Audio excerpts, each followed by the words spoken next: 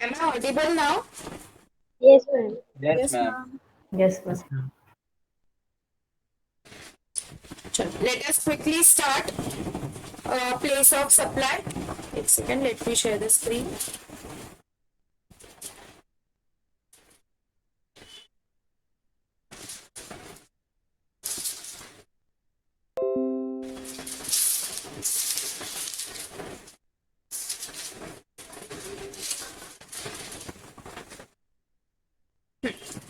Yesterday where we have stopped at place of supply for insurance. Financial broker वाला हमने देखा था, ठीक है.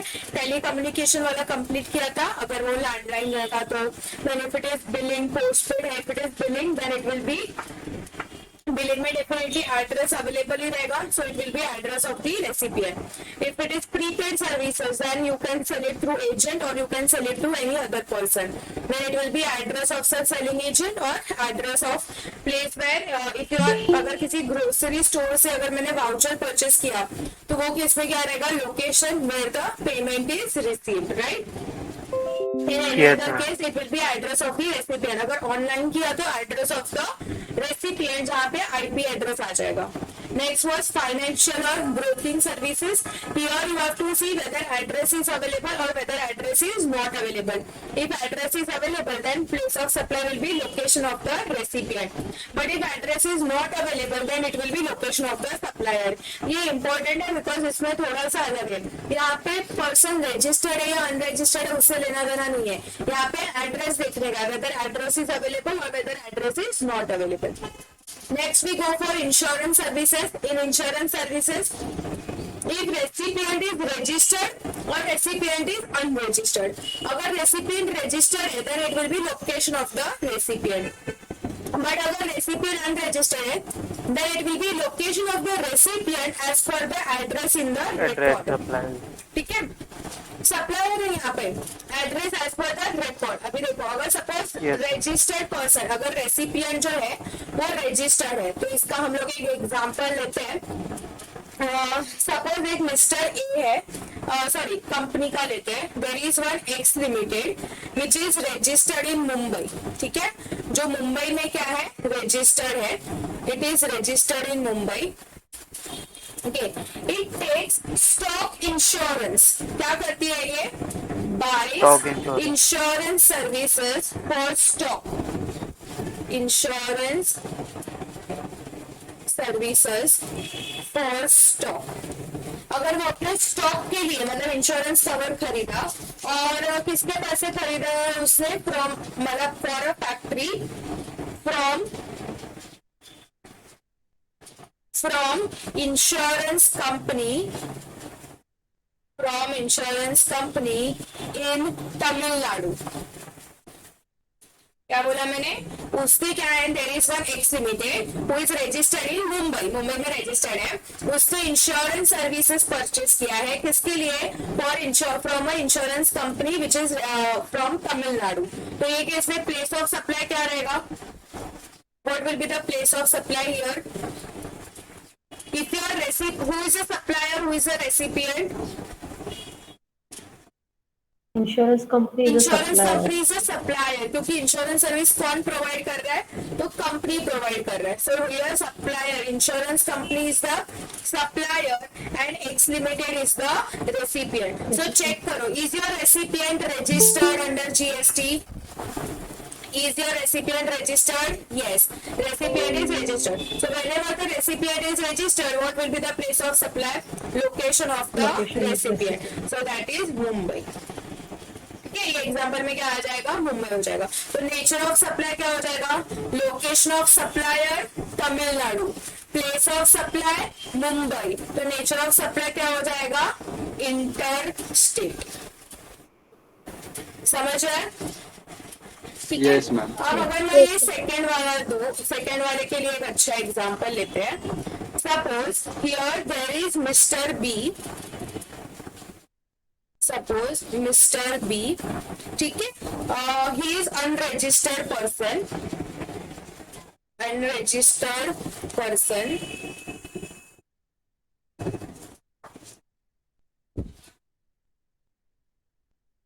इन कोलकाता।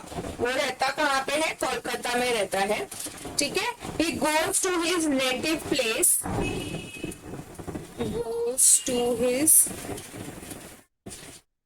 native place पटना, बिहार, ठीक है। और वहां पे जाके उसने मेडिकल इंश्योरेंस पॉलिसी खरीदा and buys medical insurance policy,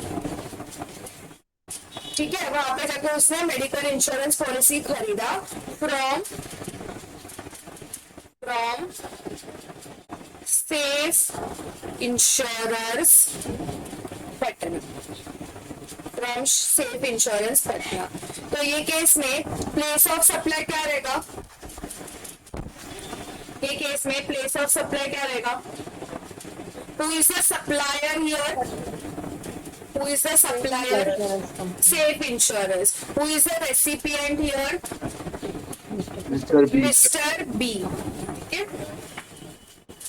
recipient कौन है? मिस्टर बी, जो किधर का है? कोलकाता का है, बराबर। अब प्लेस ऑफ सप्लाई क्या रहेगा यहाँ पे?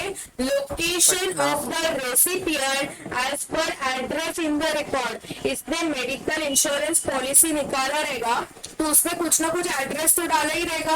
When you take a medical insurance premium you have to mention your address. अगर उसने पटना का एड्रेस डाला है तो प्लेस ऑफ सप्लाई क्या रहेगा?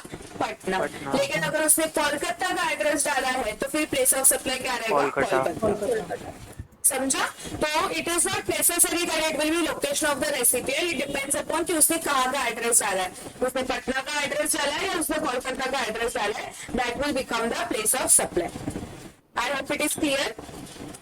Yes? Yes. Next, last section, section 2, subsection 14, 12 subsection 14, 12 का last subsection है advertisement services to government. Advertisement services to government. जैसे वो अमिताभ बच्चन आते हैं ना, देखा लापरवाही का नतीजा, 2 गुण जिंदगी के, ठीक है।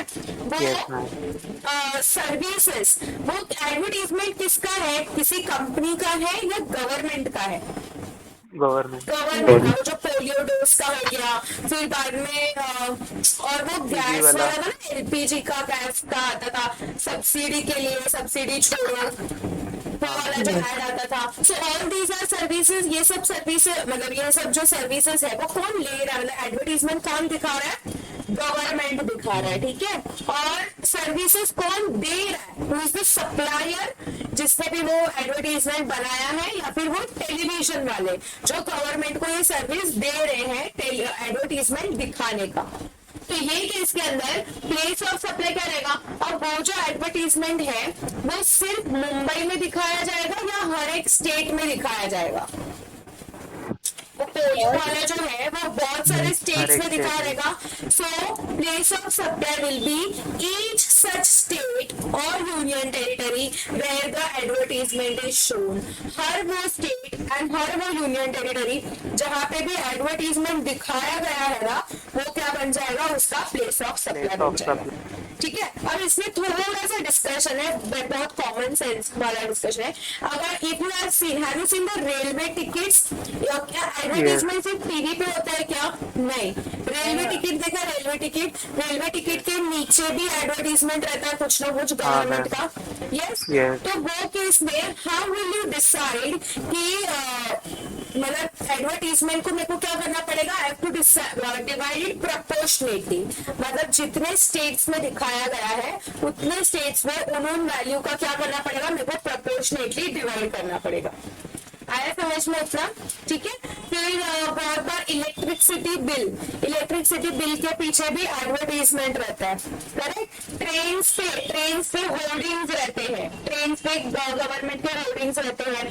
फिर पैम्पलेट्स मतलब कैलेंडर्स वगैरह हो गए, बिल के पीछे, रेलवे टिकट के पीछे, करेक्ट। न्यूज़पेपर में कभी कभी गवर्नमेंट का एडवर्टाइजमेंट आ गया, तो ये केस में मेरे को क्या करना पड़ेगा, I have to proportionately divide. अगर सपोज ट्रेन का बात चल रहा है कि ट्रेन पे अगर गवर्नमेंट ने एडवर्टाइजमेंट किया है ट्रेन के बोर्डिंग्स के ऊपर, तो ये उसमें हम कैसे डिवाइड करेंगे प्रोपोर्शनेटली, कि वो रेलवे ट्रैक्स कितने हद तक चलता है उसमें हम प्रोपोर्शनेटली डिवाइड करेंगे।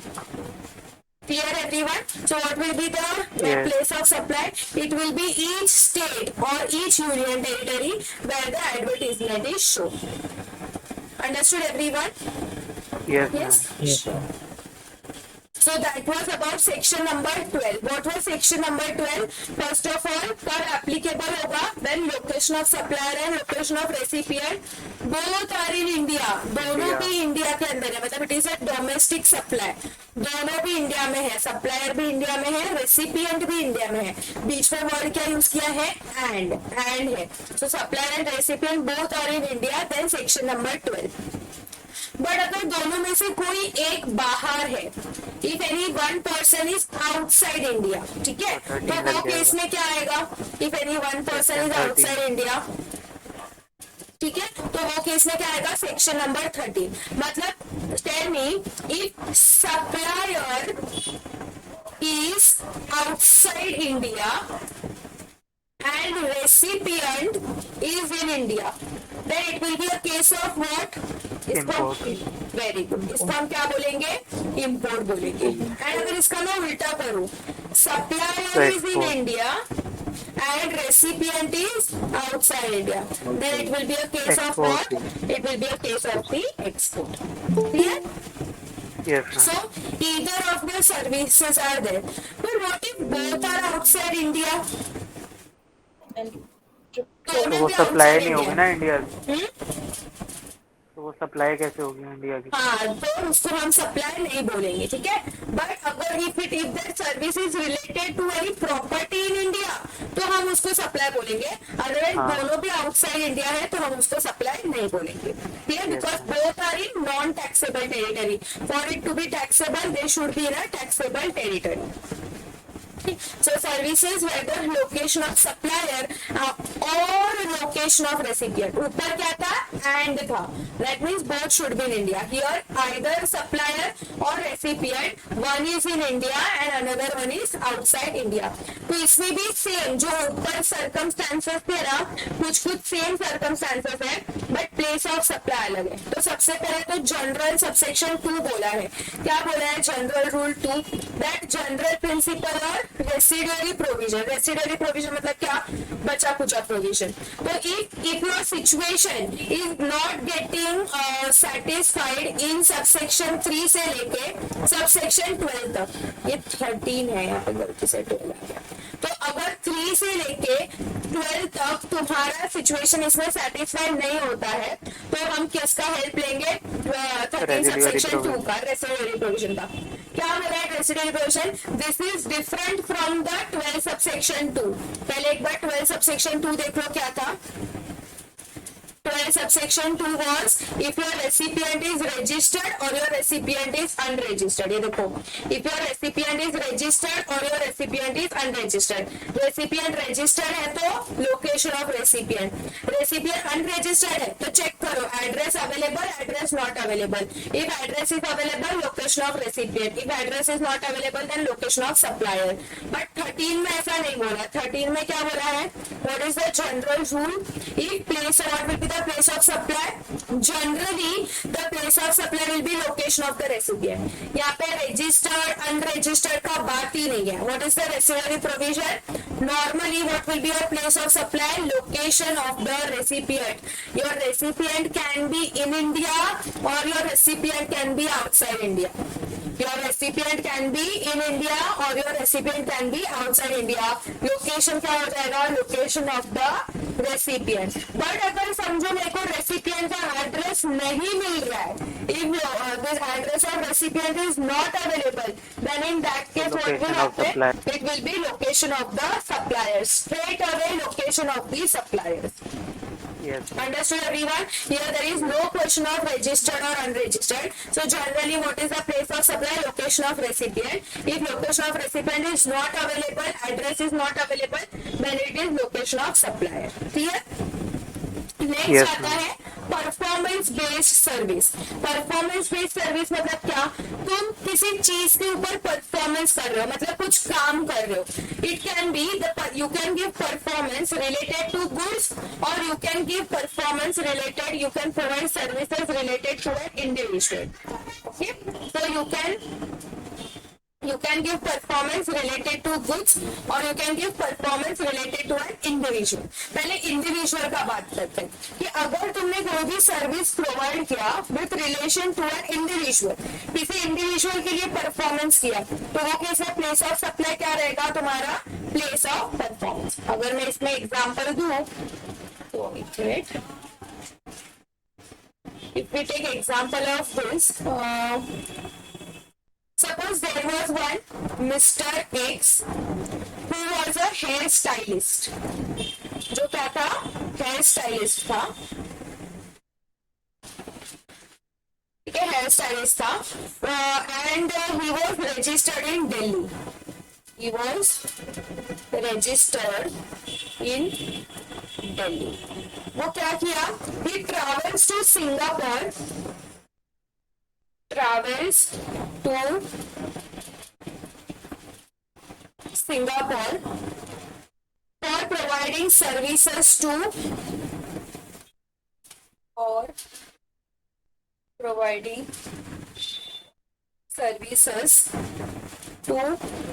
Mr. Y, who is a resident of Singapore. Tell me, what will be the place of supply in this case? First tell me who is the supplier here? Mr. X. What is the location of the supplier? Delhi. Then who is the recipient here? Mr. Y. Mr. Y. What is the location of Mr. Y? Singapore. So that means now supplier is in India, recipient is outside India। मतलब कौन सा section लगेगा? Section 13 लगेगा। ठीक है, supplier is in India, recipient is outside India. ये बहुत important है क्योंकि पहले तुम्हें, बिकॉज दो सेक्शन है ना, 12 है और 13 है, तो यू हैव टू आइडेंटिफाई कौन सा प्रोविजन लगेगा। So supplier is in India, recipient is outside India, मतलब क्या लगेगा यहाँ पे? 13 लगेगा। Now is the service related to individual और performance is related to goods? Here performance is related to individual, तो ये केस में प्लेस ऑफ सप्लाई क्या हो जाएगा? Place of the performance. तो हमने परफॉर्मेंस कहाँ पे किया है? कहाँ पे उसको सर्विस दिया है? हेयर स्टाइलिस्ट ने सिंगापुर में। What will be the place of supply here? Singapore. Understood everyone? Nature of supply क्या हो जाएगा? Location of supplier Delhi, place of supply Singapore, nature of supply क्या हो जाएगा? इंटर स्टेट, बेसिकली एक्सपोर्ट का आ जाएगा ये। समझे इतना? ठीक है, ये अभी हमने गुड्स का देखा, अभी हम सॉरी इंडिविजुअल का देखा। When performance services are relating to an individual, but if services are relating to goods, this is important. If services are relating to goods, ठीक है, मतलब तुम अगर कुछ गुड्स के रिलेटेड सर्विस दे रहे हो, उसमें फर्स्ट है फिजिकल अवेलेबिलिटी ऑफ गुड्स, मतलब तुम्हें गुड्स के ऊपर कुछ परफॉर्मेंस करना है और उस परफॉर्मेंस के लिए उस गुड्स का फिजिकल अवेलेबल होना जरूरी है। The physical availability of that goods is important. ठीक है, तो वो केस में प्लेस ऑफ सप्लाई क्या हो जाएगा? Location of performance. लेकिन फिजिकल अवेलेबिलिटी जरूरी नहीं है, तुम इलेक्ट्रॉनिकली भी सर्विस प्रोवाइड कर सकते हो, ऑनलाइन सर्विस दे सकते हो, तो उस गुड्स के ऊपर तुम ऑनलाइन सर्विस दे सकते हो, तो प्लेस ऑफ सप्लाई क्या हो जाएगा? Location of the goods. लेकिन अगर तुमने गुड्स इंपोर्ट किया, पहले हम लोग इन दोनों का एग्जांपल ले लेते हैं। ठीक है, फर्स्ट क्या है? If there is a physical availability. ठीक है, तो इसका एग्जांपल बनाते हैं।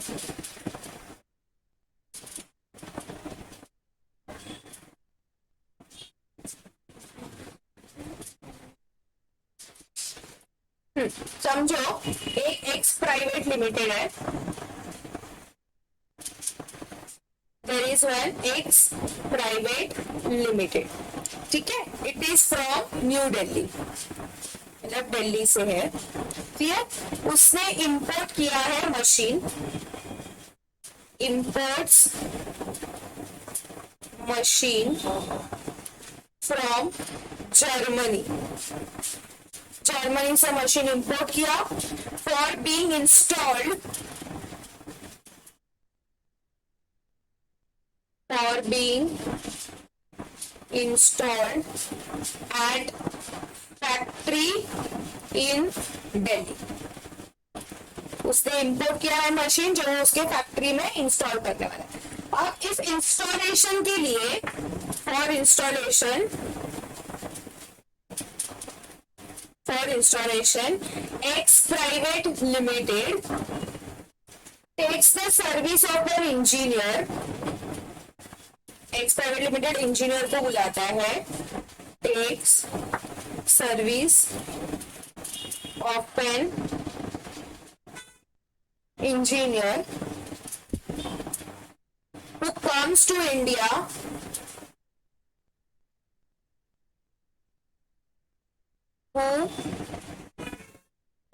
to India from Germany for installation। ठीक है, चलो क्या रहेगा ये केस में, place of supply, location of what will be the place of supply? First of all, again we read the question. X Private Limited is from Delhi. He has imported machine from Germany for being installed at factory in Delhi. मतलब पहला तो कौन सा transaction हुआ कि जो machineries थे, तो machineries got imported into, yes, machineries Delhi. Got imported into Delhi, machineries got imported into Delhi.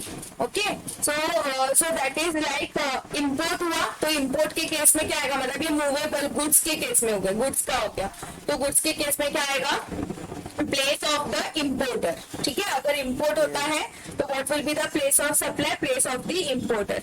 दूसरा क्या है, second, for installation X private limited takes the service of an engineer. Now here we are talking about the service, तो इस service के अंदर who is the supplier and who is the recipient for this service, who is the supplier and who is the recipient, analyse करो।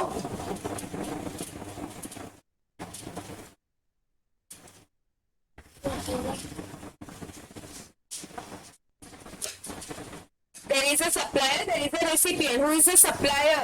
Engineering service में supplier कौन है? Engineer. और recipient कौन है? Mr. X प्राइवेट लिमिटेड, ठीक है, x private limited, बराबर। मतलब सप्लायर और इंजीनियर किधर का है, जर्मनी का, जर्मनी, और एक्स प्राइवेट लिमिटेड किधर का है, इंडिया का। ठीक है, मतलब supplier is outside India and recipient is in India. तो मतलब सेक्शन 13 लगेगा, एक इंडिया में है एक आउटसाइड इंडिया में है, तो इट विल बी सेक्शन 13। तो सेक्शन 13 में क्या बोला है, अगर तुम कोई भी सर्विस देते हो in relation to goods, here he is giving engineering services with relation to the goods, with relation to the machinery that is installed, with relation to machinery that is installed, right? तो ये case में क्या आएगा, तो goods, ये installation services के लिए physical availability लगेगा गुड्स का, यस। तो प्लेस ऑफ सप्लाई क्या हो जाएगा, प्लेस ऑफ परफॉर्मेंस। सो यहाँ पे इसने इंजीनियरिंग सर्विसेज कहाँ पे प्रोवाइड किया है, उसने इंजीनियरिंग सर्विसेज कहाँ पे आके प्रोवाइड किया है, दिल्ली में। सो what will be the place of supply here, Delhi will be the place of supply.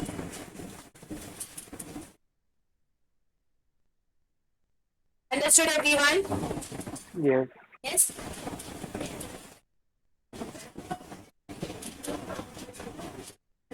ठीक है,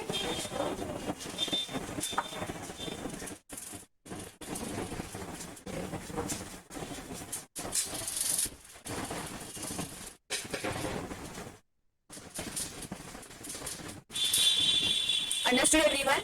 Yes. What is next? Second, that there is no physical availability, but online is required. There is no physical availability, but services जो है वो क्या हो जाते हैं, online हो जाते हैं. Online. तो फिर ये केस में क्या आएगा, मतलब समझो अगर कोई गुड्स है और उस गुड्स के रिलेटेड तुमने थ्रू सॉफ्टवेयर सर्विसेज दे दिया. Okay, if you are provided through software, if you are provided services through software, तो इंस्टॉलेशन करना था. ओके, एंड वो इंस्टॉलेशन तुम लोग ने ऑनलाइन कर दिया, सॉफ्टवेयर के थ्रू कर दिया, तो उस केस में प्लेस ऑफ सप्लाई क्या हो जाएगा, लोकेशन ऑफ दैट गुड्स. ठीक है, location of that goods. And third जो है ना, ये इंपॉर्टेंट है, goods imported into India for repairs and exported after repairs. See बहुत बार क्या होता है ना, बहुत बार क्या होता है कि हम एज यू नो कि इंडिया में जो लेबर जो है वो बहुत चीप है, मतलब as compare to other countries the cost of labour in India is very cheap. इसलिए बहुत सारी कंपनीज अपना सर्विस सेंटर इंडिया में सेट करते हैं. ठीक है, इसमें बहुत सारे कंपनीज क्या करते हैं, अपना सर्विस सेंटर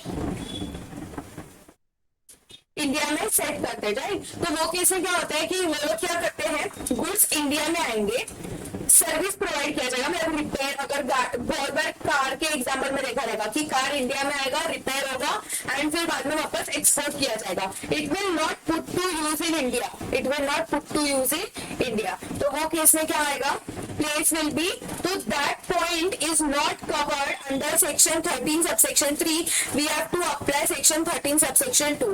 13 सबसेक्शन 2 मतलब क्या, रेसिडुअरी प्रोविजन अप्लाई करना पड़ेगा.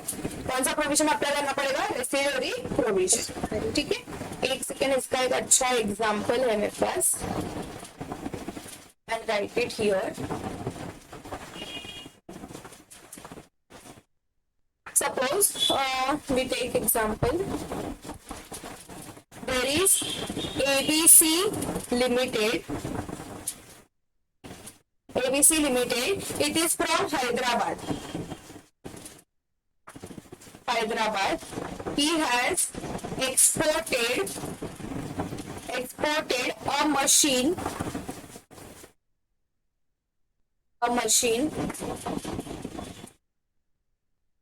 To a company in Indonesia.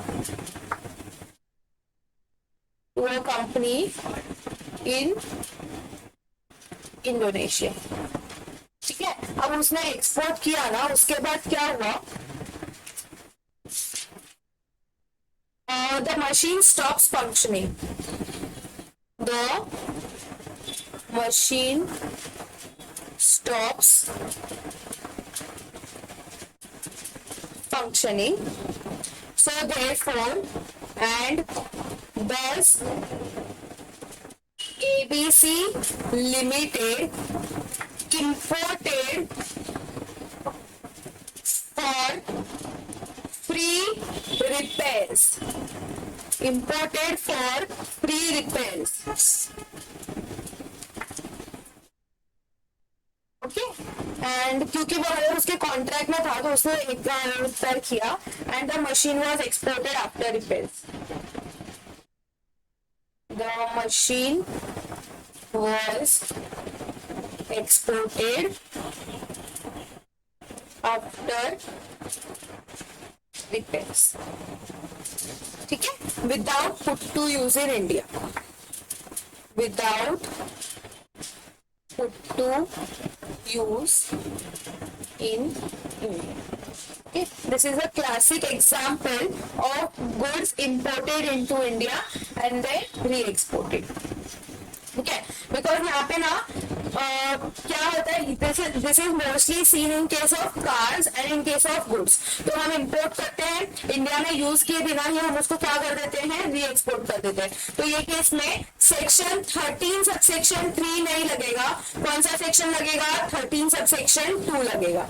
13 subsection 2. तो 13 सबसेक्शन 2 क्या होता है, it will be location of the recipient. और अगर रेसिपिएंट का लोकेशन नहीं पता तो प्लेस ऑफ सप्लाई क्या आएगा, location of the supplier.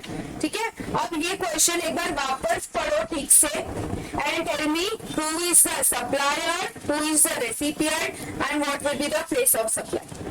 Try करो एनालाइज करने का. Who is the supplier, who is the recipient and what is the place of supply. Company in Supplier Indonesia is will be the ABC Limited. supplier.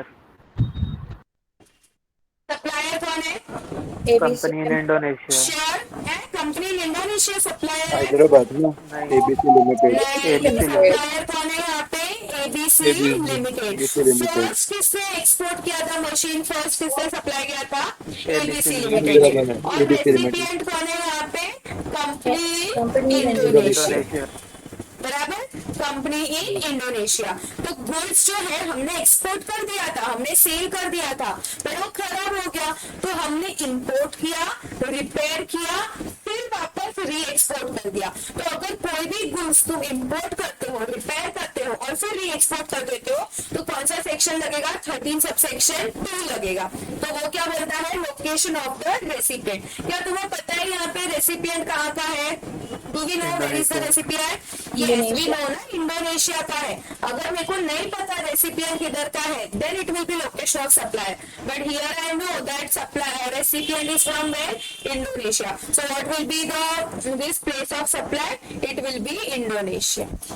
Understood? ये बहुत important है, थोड़ा सा tricky लग सकता है, मतलब डाइजेस्ट करने में थोड़ा मुश्किल हो सकता है, बट है ये प्रोविजन। यहाँ पे 13 सबसेक्शन 2 लगेगा।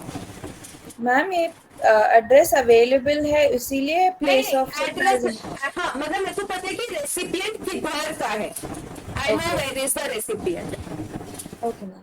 ठीक है, लेकिन अगर रेसिपिएंट किधर का है वो नहीं पता, तो फिर वो किसमें क्या आएगा? Location of the supplier. Okay ma'am. Clear? ठीक है, next. If you are want, तो बाद में तुम मतलब लेक्चर होने के बाद जब मैं ये शीट शेयर करूंगी, तो चाहिए तो तुम लोग एग्जांपल्स लिख लेना सब सेक्शंस लगा के, अगर नोटबुक में चाहिए तो, या फिर इसमें से ही रेफर कर लेना। Okay ma'am. नेक्स्ट आते हैं, सो हमने किया performance based service. Performance based service में क्या था? Service relating to individual, service relating to goods. ठीक है, नेक्स्ट आते हैं, नेक्स्ट क्वेश्चन, नेक्स्ट पे services in relation to immovable property.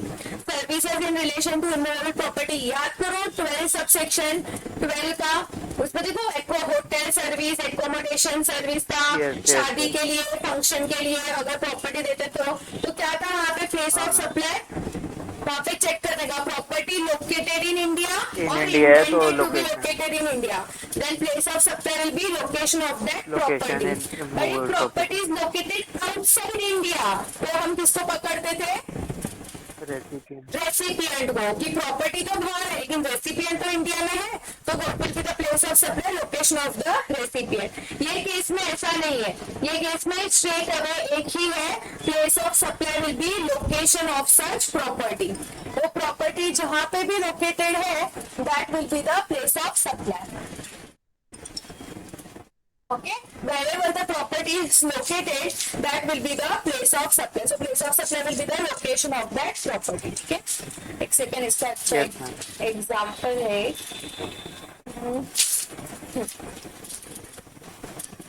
Suppose there is Mr. A. इधर लिखो,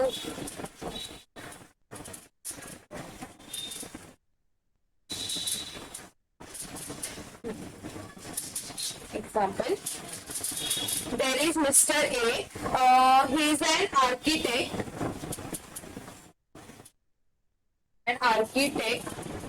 PECT.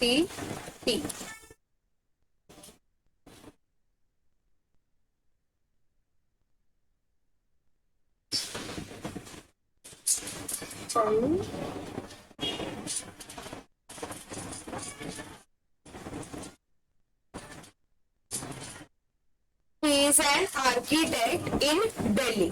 ठीक है, he has provided services to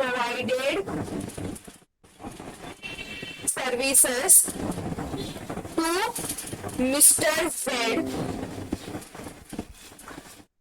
of New York, for its immovable property,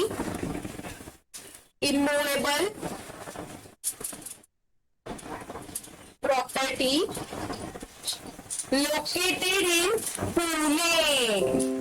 Located in Pune. Now tell me what will be the place of supply here. See, पहले तो क्या करेगा, who is the supplier here, who is the recipient, who is the supplier in this case. Supplier is Mr. A, architect. Mr. A is from where? Mr. A is from Delhi. Who is the recipient? Mr. Z. Mr. Z. Where is from Mr. Z? New York.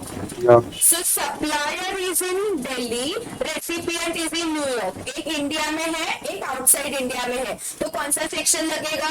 Section number 13. तो 13 क्या बोलता है? If any services is provided in relation to the immovable property, what will be the place of supply? Location of such property. यहाँ पे intended to be located, not intended to be located ऐसा कुछ है ही नहीं. जो भी location of property रहेगा, that will be the place of supply. So what will be the place of supply in this case? Pune. What will be the place of supply in this case? Pune. ठीक है? What will be the place of supply in this case? Pune. ठीक है? अगर मैं यहाँ पे change करके पुणे की जगह पे अगर ऑस्ट्रेलिया कर दूं तो सेम एग्जांपल में तो ऑस्ट्रेलिया हो जाएगा. तो प्लेस ऑफ सप्लाई क्या हो जाएगा? ऑस्ट्रेलिया हो जाएगा. ऑस्ट्रेलिया. समझ में आया? इसमें और एक पॉइंट है, एक छोटा सा पॉइंट है. Suppose he has provided the service. Same example लेते हैं, सेम एग्जांपल लेते हैं. Mister A, he is an architect from Delhi. He has provided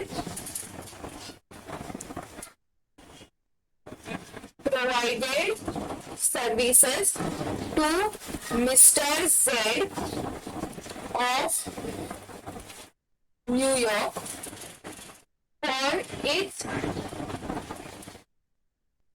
immovable property located in Pune and New York. Pune and New York. मतलब mister Z का दो property है, एक है पुणे में, एक है न्यूयॉर्क में.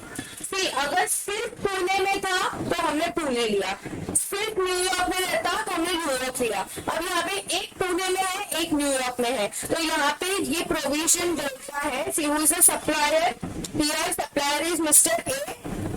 Yes. Okay, he is from Delhi. Okay, and recipient is who? Mr. Z. He is from New York. अब ये जो सर्विसेज दे रहा है ना, he is providing services with relation to one property in a taxable territory and one property in a non-taxable territory. वापस बोलती हूँ, he is providing services with relation to one property in a taxable territory. What do you mean by taxable territory? Taxable territory म्हणजे India. ठीक है? Because GST India में applicable है ना, और कहीं पर एप्लीकेबल नहीं है. तो जो भी इंडिया का डेफिनेशन था, जो भी इंडिया का पार्ट है, that is called as taxable territory. So here he is providing services with relation to immovable property with one in taxable territory, another one in non taxable territory. तो ये case में हम लोग place of supply क्या लगाएंगे? Taxable territory.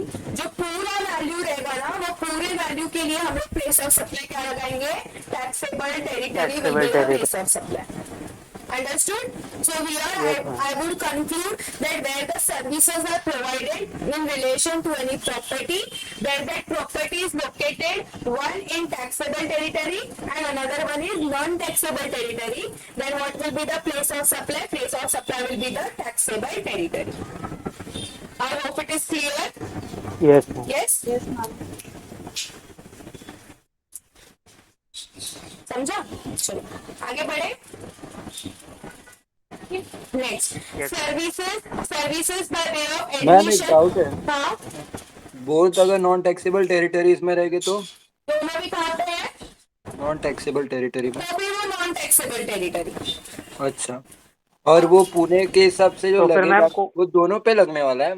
जो property New York में है उस पे भी लगेगा टैक्स, मगर जो रेट पुणे में लग रहा है, इंडिया में लग रहा है, उस पे वैसे नहीं, दोनों अगर पे समझो लगेगा. इसने आर्किटेक्चर सर्विस दिया है, तो ये इसको कंसिडरेशन पे करेगा. बराबर. सपोज इसने कंसिडरेशन पे किया है ₹10 लाख. कितना पे किया है, 10 लाख पे किया है, जिसमें से 6 लाख है वो पुणे के लिए है और 4 लाख जो है वो न्यूयॉर्क वाले घर के लिए है। लेकिन ये केस के अंदर जहाँ पे एक टैक्सेबल टेरिटरी है and another one is non taxable territory,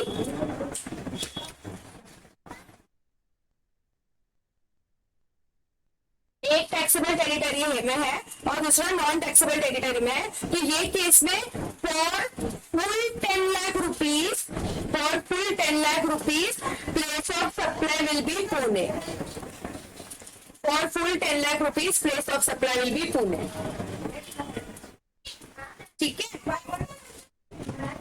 understood? So where one is in taxable territory, another one is not. अगर समझो पूरा का पूरा यहाँ पे रहता था तो वो केस में क्या आता था, तो वैसे भी मतलब जो भी इंडिया में रहता था हम प्रोपोर्शनेटली डिवाइड कर लेते थे। अगर समझो एक होता पुणे में और दूसरा होता न्यूयॉर्क में, नहीं दिल्ली लेते, एक होता पुणे में और दूसरा होता दिल्ली में, तो 6 लाख पुणे में टैक्सेबल हो जाता और 4 लाख दिल्ली। तो 6 लाख के लिए प्लेस ऑफ सप्लाई आता पुणे, ठीक है, तो इसके ऊपर क्या लगता, IGST लगता, क्योंकि सप्लायर दिल्ली का है, प्लेस ऑफ सप्लाई पुणे आ गया, तो 6 लाख के ऊपर IGST लगेगा। और जो 4 लाख है तो 4 लाख के लिए प्लेस ऑफ सप्लाई क्या आएगा, दिल्ली आएगा। तो वो केस में क्या आएगा, लोकेशन दिल्ली और सप्लायर दिल्ली का, प्लेस ऑफ सप्लाई दिल्ली का, तो यहाँ पे क्या लगेगा, CGST प्लस SGST। समझा? अगर दोनों भी इंडिया में है तो क्लियर, लेकिन अगर दोनों आउटसाइड इंडिया में है तो वापस सेम प्रोपोर्शनेटली डिवाइड हो जाएगा, प्रोपोर्शनेटली डिवाइड हो जाएगा। मतलब समझो एक न्यूयॉर्क में है और एक ऑस्ट्रेलिया में है,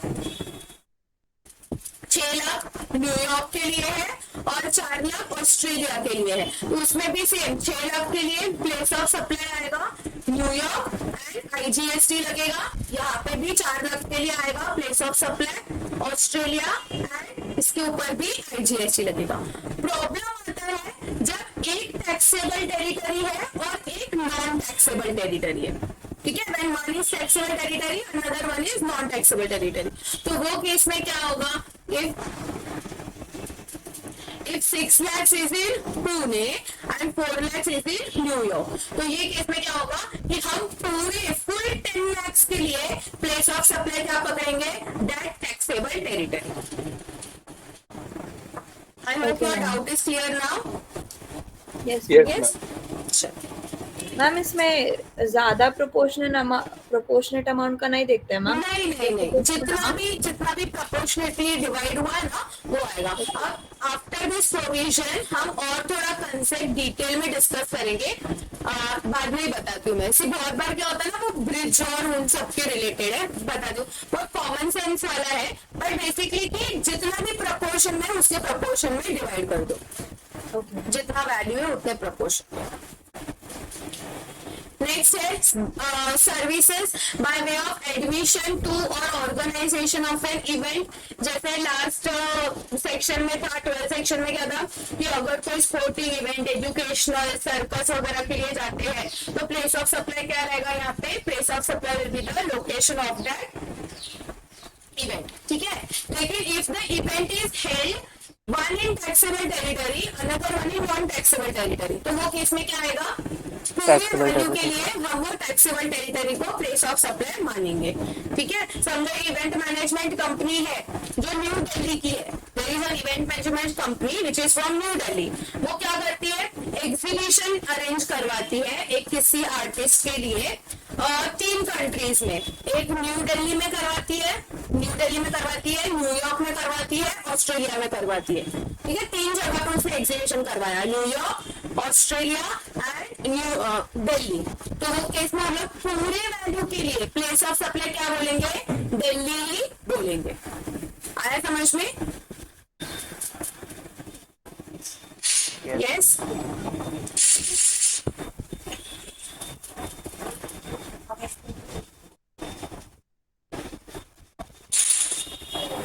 ओके, चलो next, banking intermediary and hiring of means of transportation including yachts but excluding aircraft or vessel up to a month a period of 1 month। तो जहाँ पे भी कोई बैंकिंग सर्विस या इंटरमीडियरी मतलब क्या, एजेंट का सर्विस दे रहा है। बैंकिंग सर्विसेज अगर करंट अकाउंट वगैरह ओपन किया है किसी ने, तो वो केस में प्लेस ऑफ सप्लाई क्या आ जाएगा, place of supply will be the location of the supplier. Simple, और कुछ ज्यादा सोचना ही नहीं है। प्लेस ऑफ सप्लाई क्या आएगा, लोकेशन ऑफ द सप्लायर। एक एग्जांपल देती हूँ उसका। सपोज एक मिस्टर ए है,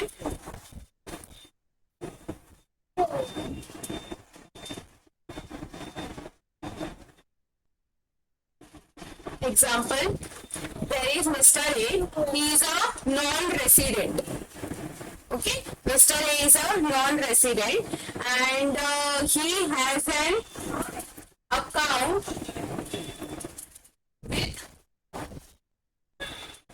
बैंक इन पुणे। उसका पुणे में ना एक बैंकिंग अकाउंट है, ठीक है। तो ये केस में इसके लिए प्लेस ऑफ सप्लाई क्या रहेगा, place of supply, what will be the place of supply here. First of all mister A कौन है, he is a non resident, मतलब mister A is the recipient is from outside India and supplier कौन है, bank. तो bank is in India, तो ये case में place of supply क्या आ जाएगा, लोकेशन ऑफ द सप्लायर। तो बैंक कहाँ का है, पुणे का है, सो place of supply will B Pune. Understood everyone? Yes. अगर कोई एजेंट कोई सर्विस देता है, if any agent who is in India, he is providing services to any foreign client, he is providing services for any foreign client, so in that case the place of supply will be location of the supplier, that is location of that agent। वो agent तो India के अंदर है, तो place of supply क्या हो जाएगा, location of the supplier।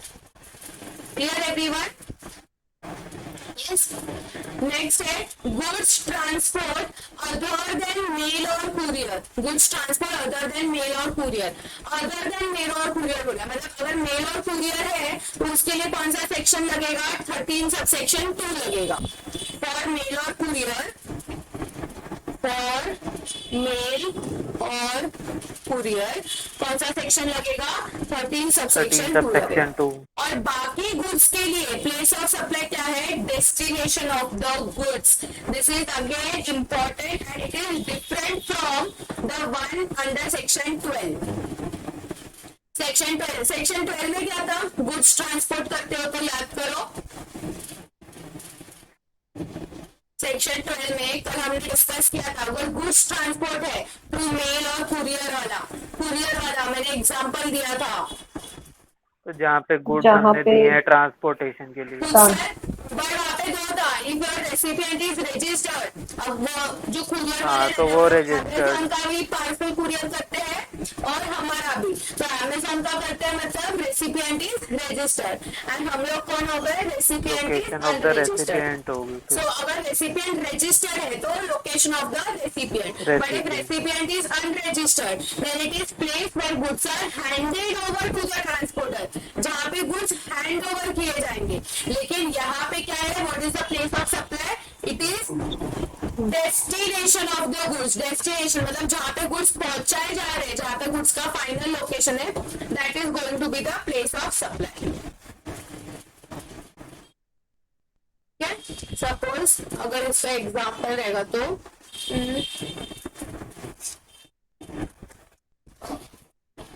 और एक शिपिंग कंपनी है, शिपिंग लाइन बोलते हैं, और shipping line registered in Mumbai, ठीक है। It is transporting a shipment of flowers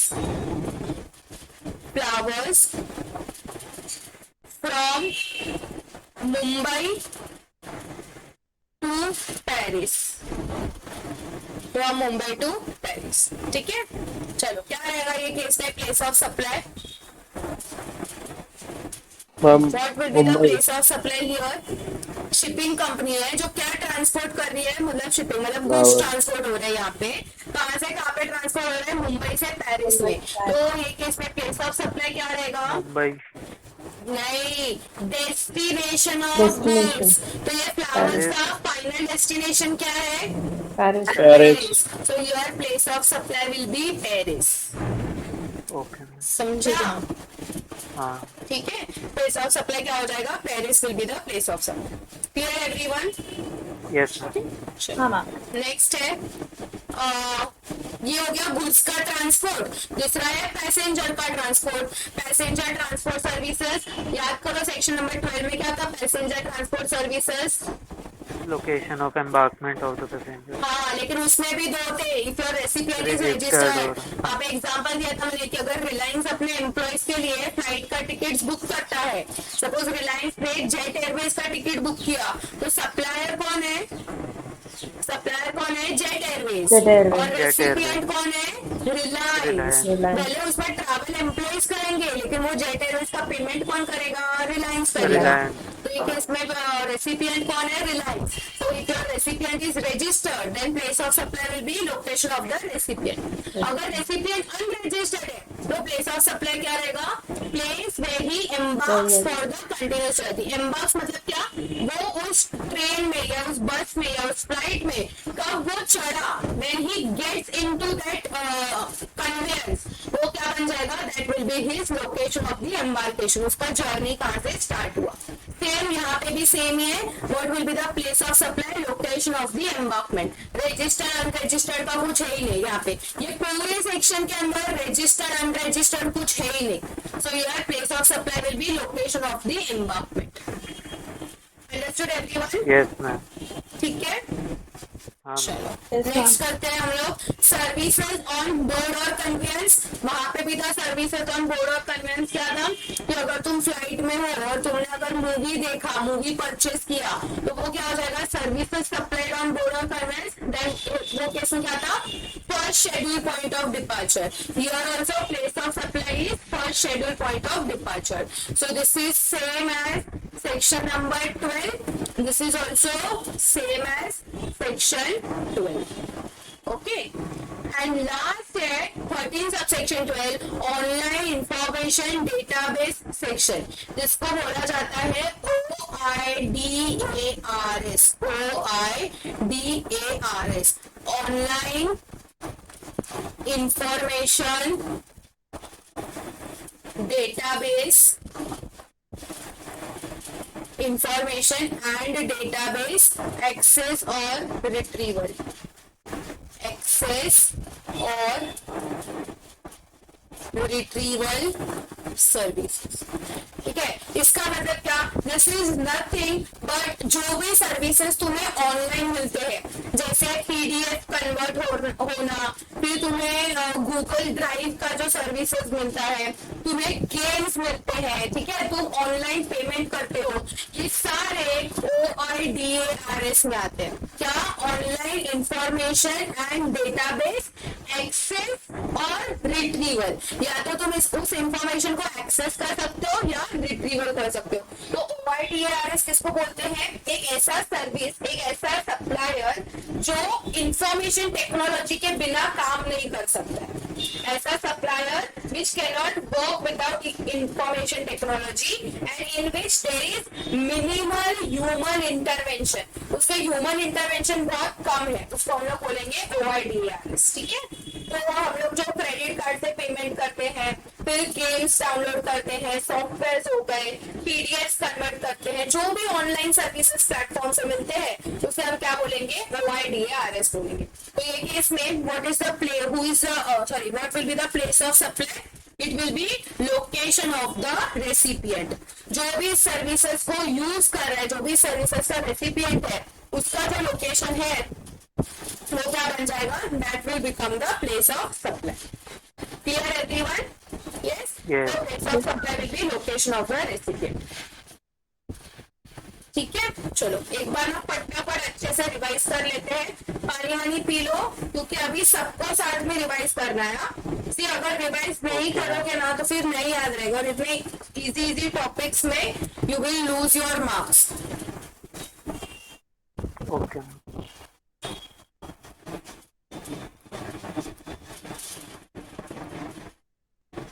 5 minutes break. It's 6:35. We meet at 6:40. मतलब मीट नहीं जाना मत, 5 मिनट का ही ब्रेक है, पानी वानी पी लो फिर हम स्टार्ट करते हैं. Okay ma'am. Okay ma'am.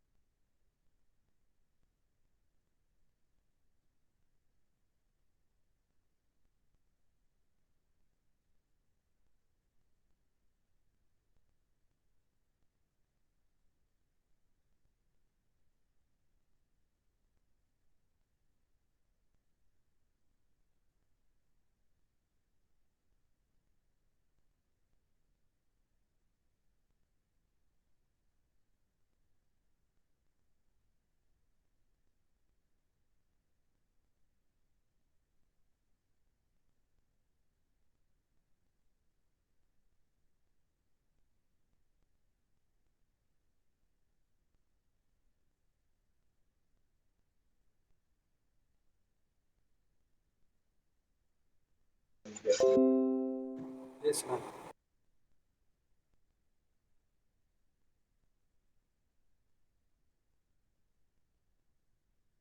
सबसे पहले क्या हम we have studied the nature of supply, right? Nature of supply Yes, can be ma'am. Intra state और nature of supply can be inter state. Interstate. अब इंट्रा और inter है या inter है, वो किस पे डिपेंड करेगा? Nature. Place your of supply. Supply can be intra state और your supply can be inter state. Now that is called as nature of supply. So whether it is intra और inter, it depends upon two parameters. which are Place those of two supply. parameters? Location of supplier, Location of place supplier. of supply, Place of right? So your location of supplier will always be given in the question. You have to find out the place of supply using the provisions. So if location of supplier is the location of supplier and place of supply, they are in same state or same union territory, तो उसको हम लोग क्या बोलेंगे? Intrastate supply. So if location of supplier and place of supply is in same state or same union territory, then it will be called as intrastate supply. And जैसे ही अगर वो change हो गया, that means two different states or two different union territories or one state and one union territory, then it will be called as what? Interstate supply. उसमें import और export भी आ गया। फिर हमने प्रोविजन स्टार्ट किया था कि कैसे फाइंड आउट करना है प्लेस ऑफ सप्लाई। तो उसके लिए कितने सेक्शन है? There are 4 section. Section 10, 11, 12 and 13। 10 और 11 किसके बारे में बताता है? गुड्स के लिए। 30 के और लिए। 13 किसके लिए है? सर्विसेज के लिए। Services. 10 किसके लिए है? गुड्स का कौन सा? Domestic Goods within supply. India. 11 is import और export of Import and export of goods. 12 है Services supplied within India. And 13 है import and export of Import and services. export of services. अब पहले हम लोग सेक्शन 10 बस 2 ही लोग लेक्चर अटेंड कर रहे हैं क्या? मेरे को तो ऐसा ही लग रहा है। Section 10, what is section 10? Place of supply of goods excluding import और एक्सपोर्ट। इसलिए सीएस का रिजल्ट इतना ही लगता है, 2%, 3%। बात करो revise. Place of supply of goods excluding import and export. Excluding उसके import अंदर and 5 export. केसेस है। What is 10 subsection 1 clause A? Supply involving Movement of goods. So when supply involves movement of goods, that time what is the place of supply? Place where movement of goods movement of goods terminates. terminate. क्योंकि movement है तो movement खत्म होगा, supply खत्म होने के लिए उस मूवमेंट को टर्मिनेट होना पड़ेगा। सो प्लेस है movement of goods terminate. Second है supply to recipient on instruction of third person, third party involve है। तो किसके कहने से ये सब मगजमारी हुआ था? थर्ड पार्टी के बोलने से। तो प्लेस ऑफ सप्लाई क्या आ जाएगा? Place of Location supply of the third party. In question, you should be able to identify who is the third party. नहीं अगर रेसिपिएंट कोई थर्ड पार्टी समझोगे, क्वेश्चन में अच्छे से आइडेंटिफाई करने आना चाहिए थर्ड पार्टी किसको बोला गया है। तो उसके लिए ना ऐसा चार्ट वार्ट बना लेना, जो भी समझ में आएगा क्वेश्चन में, just prepare a chart like this कि कौन किसको क्या इंस्ट्रक्शंस दे रहा है, कहाँ पे गुड्स डिलीवर करना है। उससे पता चलेगा कि कौन इंस्ट्रक्शन दे रहा है। जो इंस्ट्रक्शन देगा वो थर्ड पार्टी होगा, जो इंस्ट्रक्शन देगा वो थर्ड पार्टी होगा। Third party.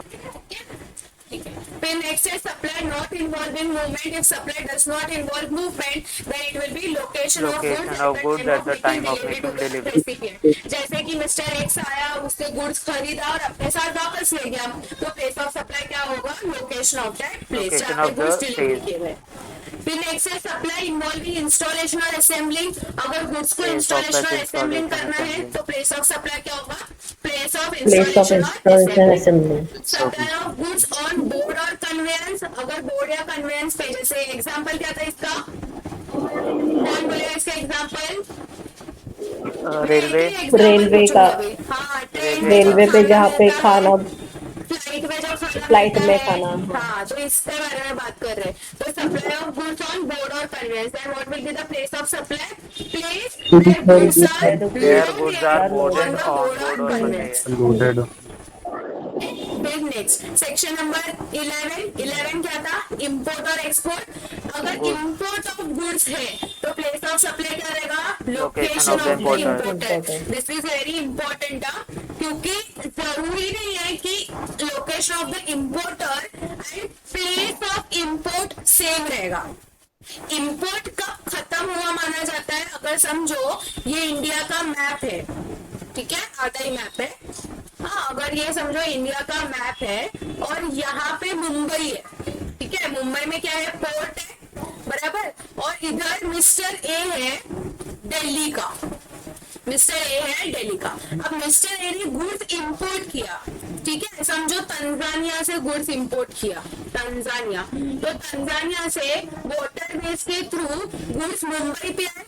अब जैसे ही मुंबई पे गुड्स अनलोड किए जाएंगे, मुंबई के पोर्ट पे गुड्स अनलोड किए जाएंगे ना, वहां पे इंपोर्ट खत्म, goods are said to be imported, so that is the place of importation. Mumbai is the place of importation जहाँ पे goods import किए गए हैं।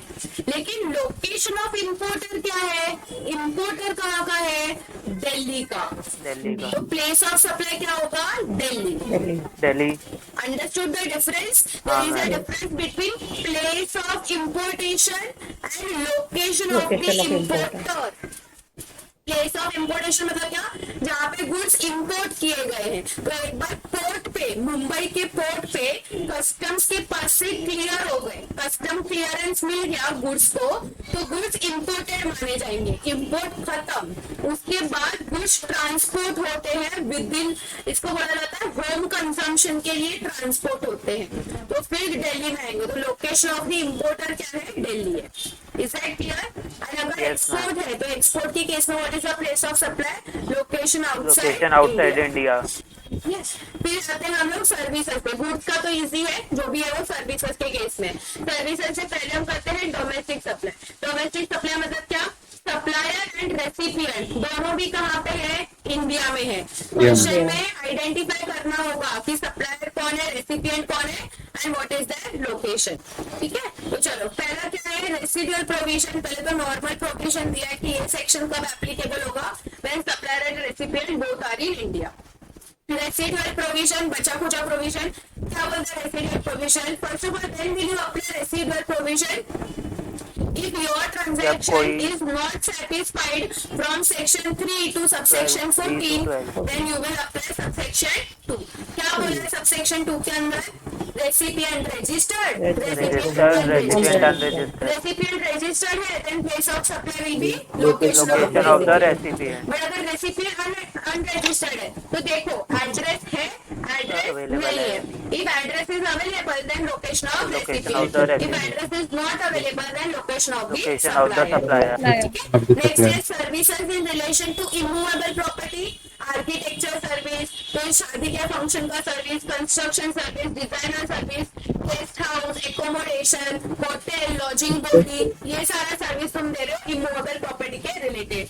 What will be the place of supply, you have to see property located in India और intended to be located in India, then place of supply will be location of that property. Property is located outside India, supplier recipient दोनों भी India में है, supplier and recipient दोनों भी India में है, लेकिन प्रॉपर्टी आउटसाइड इंडिया लोकेटेड है, then what will be the place of supply, location of the recipient. इसका एग्जांपल दिया था मैं याद करो, क्या एग्जांपल था, वो आर्किटेक्चर का कंसल्टेंसी, आर्किटेक्चर का सर्विस दे रहे, किस पर्पस के लिए, मैं अपना घर कहाँ पर बांध रही हूँ, outside India. Outside India. I am in India. I am taking services say from Lodha Builders for what purpose? For constructing my house in New York or in London. तो ये केस में प्लेस ऑफ सप्लाई क्या हो जाएगा, उसमें property is outside India but supplier and recipient both are in India, then place of supply will be location of the recipient. समझ में आ रहा है? नेक्स्ट है beauty parlour, fitness, restaurant, catering, plastic surgery services, ये सब पे place of supply क्या है, place of provision of service. इसमें एग्जांपल क्या था, मेकअप आर्टिस्ट। हाँ, मेकअप आर्टिस्ट का वो मेकअप करने जाती है ना जयपुर में, तो place of supply will be place of provision of service.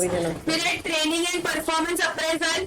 What was the example, training and performance appraisal, वो What do you mean by training and performance appraisal? हाँ, टीम बिल्डिंग के लिए corporate training होते हैं। Yes, so they provide training to whom? It could be they can provide services to Reliance company also, or they can provide service to small partnership firm also. So if they are providing service to Reliance company, मतलब registered. Recipient is registered. So if recipient is registered, then location Location of of the recipient. recipient. But if recipient is unregistered, then what will be the Location of place of performance. supplier? Where the performance Location of is taken. performance. Important है यहाँ पे supplier मत check देना. Yes, ma'am. If the recipient is unregistered, then place of supply is location of the performance. Performance. ठीक है. Next है admission to any cultural, artistic, sporting, educational, entertainment, amusement event या कोई एंसिलरी सर्विसेज. तुम किसी park में गए, circus देखने गए, कोई इवेंट देखने गए, तो वो केस में प्लेस ऑफ सप्लाई क्या हो जाएगा? Place of supply will be place where the Location of the event is provision of held और where the park is located. Next है organization of an event, event management company. क्या example था इसका? Event management company. भूल गए, एक दिन में भूल गए, कल ही लेक्चर हुआ था.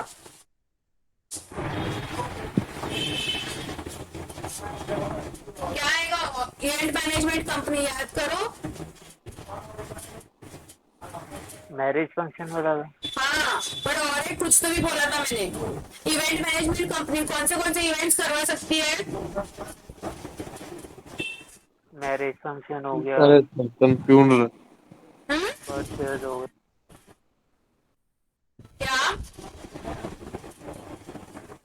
कॉर्पोरेट वाला इवेंट. हाँ, it can conduct event for Reliance company also. Corporate events भी करवा सकती है और मेरा शादी भी करवा सकती है. तो अगर कॉर्पोरेट इवेंट्स है, रिलायंस का कॉर्पोरेट इवेंट, सपोज रिलायंस का कोई अवार्ड फंक्शन है या रिलायंस का कोई मतलब कोई भी एक फंक्शन है, तो अब जैसे कि वो जियो गार्डन में तो होते ही रहते उसके इवेंट्स है. तो ये केस में अगर जियो अपना कुछ इवेंट करवा रहा है तो event management company can conduct corporate events also and they can conduct events for unregistered person also. अगर कॉर्पोरेट इवेंट्स करा है मतलब रिलायंस के लिए करवाया, तो रिलायंस क्या है यहाँ पे? Recipient, registered. तो if your recipient is registered, then place of supply will be location of the recipient. But if your recipient is unregistered, then you have to see where is the event held. Event is held in India or outside India. Recipient unregistered है मतलब क्या? मेरा शादी करवा रहे हैं, तो मेरा शादी इंडिया में हो रहा है या आउटसाइड इंडिया हो रहा है? अगर इंडिया में हो रहा है, then place of that event. But if शादी बाहर हो रहा है, तो प्लेस भले आउटसाइड इंडिया है, लेकिन रेसिपिएंट तो इंडिया के अंदर है, तो it will be location of the recipient. Next है transportation of goods including mail और कुरियर. तो गुड्स के कुरियर के बारे में क्या एग्जांपल दिया था? कुरियर सर्विसेज जो है वो अमेजोन का भी कुरियर कर सकते हैं और हमारा भी कुरियर कर सकते हैं. हम मतलब कौन? अनरजिस्टर्ड. अमेजोन मतलब कौन? Registered. Your recipient can be registered और their recipient can be unregistered. So if recipient is registered, then what will be the place of supply? Location of the recipient. But if recipient is unregistered, then what will be the place of supply? Place where goods are handed over to the transporter. Next is transport of passengers. Again passengers same. Reliance company Jet Airways जो है उसमें Reliance company अपने employees के लिए ticket ले सकता है. So supplier is Jet Airways, recipient is Reliance company. या फिर हम टिकट्स बुक कर सकते हैं Jet Airways में. तो हम कौन होगा? Unregistered. So your recipient can be registered, recipient can be unregistered. अगर recipient registered है तो वो केस में क्या आएगा? Location of the recipient. Location of the अगर recipient. recipient is unregistered, then it will be place where the Location passenger where embarks embarks for on the the continuous journey. इसमें हमने और एक चीज पॉइंट नोटिस किया था कि वो जो मेट्रो के पास वाला था कि जहाँ पे आपको प्लेस ऑफ एम्बार्केशन पता नहीं है. जैसे अगर नॉर्मल हम लोग ट्रेन का पास बोले या मेट्रो का पास बोले तो वो तो महीने का पास होता है. Then in that full month you can embark at any place. तुम कहीं पे भी एम्बार्क कर सकते हो उसमें. अगर मैं मुंबई का एग्जांपल दूं तो अगर कल्याण टू सीएसटी मैंने पास निकाला तो मैं कल्याण टू सीएसटी कहीं पे भी चढ़ के उतर सकती हूँ. ठीक है. तो my place of embarkation is not known. तो वो केस में क्या चेक करने का? एड्रेस चेक करने का. अगर एड्रेस अवेलेबल है then location of the recipient. अगर एड्रेस अवेलेबल नहीं है then location of the supplier. Clear? Then services supplied on board or conveyance. अगर on board or conveyance conveyance है then it is per schedule point of departure of that conveyance. Telecommunication service, इसमें कौन से services थे? Fix line वाले, मतलब वो MTNL का डब्बा या फिर तुम्हारा वाईफाई सर्विस हो गया। वाईफाई में भी इंस्टॉलेशन लगता है ना, कम इंस्टॉल द राउटर, फिर वो वायर लगाते हैं, so you need the installation. So in that case what will be the place of supply? It will be place of such installation. If it is postpaid services, तो postpaid services में क्या होता है? Billing address of the recipient. So what will be the place of supply? It will be billing address of the recipient. फिर prepaid services है, तो prepaid service में क्या एग्जांपल दिया था मैंने? तुम प्रीपेड रिचार्ज कहाँ से करवा सकते हो? एजेंट और एजेंट मतलब कौन? गैलरी में जाके अगर उनको जियो का रिचार्ज करना है, can go to the Jio gallery and do the recharge, ठीक है? या फिर कहाँ से कर सकते हैं? हम किसी ग्रोसरी स्टोर से वाउचर खरीद सकते हैं। सो अगर एजेंट के थ्रू करवाते हैं then place of supply will be address of such selling agent. But अगर वाउचर के थ्रू करवा रहे हैं then place of supply will be location where such payment is received. मतलब तुम लोग वाउचर खरीदोगे तो तब पेमेंट करोगे, फ्री में थोड़ी वाउचर मिलेगा। तो जहाँ पे भी तुमने वो पैसा देके वाउचर खरीदा है that will be the place of supply. Next, in any other case अगर मैंने ऑनलाइन पेमेंट किया then what will be the place of supply? Address of the recipient. Because जैसे ही मैं ऑनलाइन पेमेंट करूंगी मेरा IP एड्रेस चला जाएगा and it will be the place of supply. Clear? Next है financial और broker services. Here address available, address not available. अगर address available है then location of recipient. Location of the address not available then location of the supplier. Next is insurance services. Here recipient registered, recipient unregistered. Recipient registered है then location of recipient. Recipient unregistered है then location of recipient as per the address. Tell me, can there be chances where the address is not known in case of insurance service? No ma'am. No. क्या ऐसा हो सकता है कि insurance policy निकाला, कोई भी अगर इंश्योरेंस पॉलिसी निकाला और तुम्हें रेसिपिएंट का एड्रेस ही नहीं पता हो? ऐसा नहीं हो सकता। So address will be available, but अगर रेसिपिएंट रजिस्टर्ड है, मतलब किसी कंपनी ने लिया है या किसी बिजनेस में लिया है जो GST में रजिस्टर्ड है और उसने अपने बिजनेस के लिए अगर इंश्योरेंस निकाला है तो वो केस में लोकेशन ऑफ द रेसिपिएंट। लेकिन अगर कोई पर्सनल पर्पस है, जो पर्सनल पर्पस के लिए पॉलिसी निकाला है, इंश्योरेंस लिया है, देन जो भी उसने अपना एड्रेस दिया रहेगा इंश्योरेंस पॉलिसी में that will be the place of supply. Advertisement services to government, तो जहाँ पे वो एडवर्टीजमेंट दिखाया गया है that will be the each state और government will be the place of supply. फिर आता है लोकेशन ऑफ सप्लायर और location of recipient. Any one of them is outside India. तो अगर आउटसाइड इंडिया तो पहले इसका रेसिडुअल प्रोविजन डिस्कस करते हैं। What is the residual provision here? Normally what is the place of supply? Location of the recipient.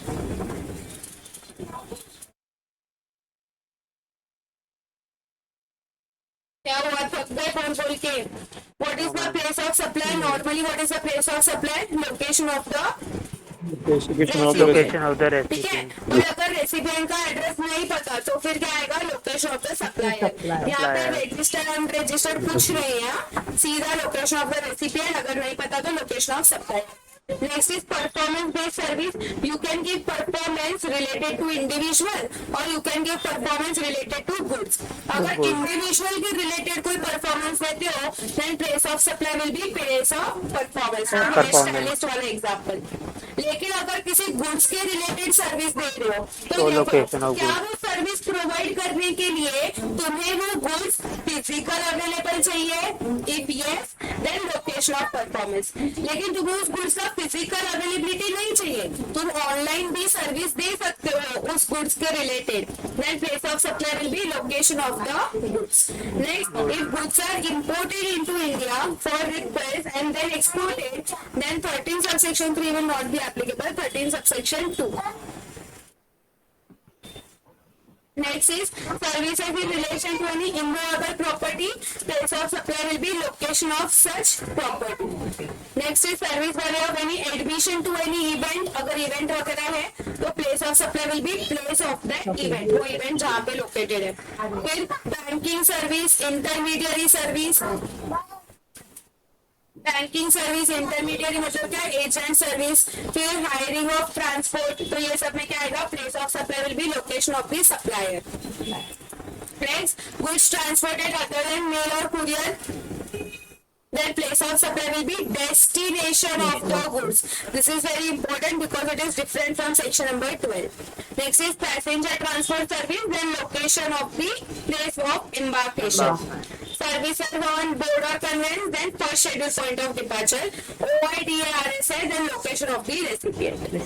Yes, ma'am. Is that clear everyone? Yes. अब एक छोटा सा डिस्कशन है. Now this is the common point for all. Goods के related समझो या services के related समझो. पहले हम लोग गुड्स के रिलेटेड समझते हैं, सेम सर्विसेज के लिए भी है. सी देयर आर चांसेस. अब समझो L&T है, ठीक है, गवर्नमेंट ने सपोज गवर्नमेंट ने L&T को कॉन्ट्रैक्ट दिया है, कॉन्ट्रैक्ट फॉर बिल्डिंग मतलब कंस्ट्रक्टिंग ब्रिज बनाने का कॉन्ट्रैक्ट दिया है from Mumbai to Rajasthan.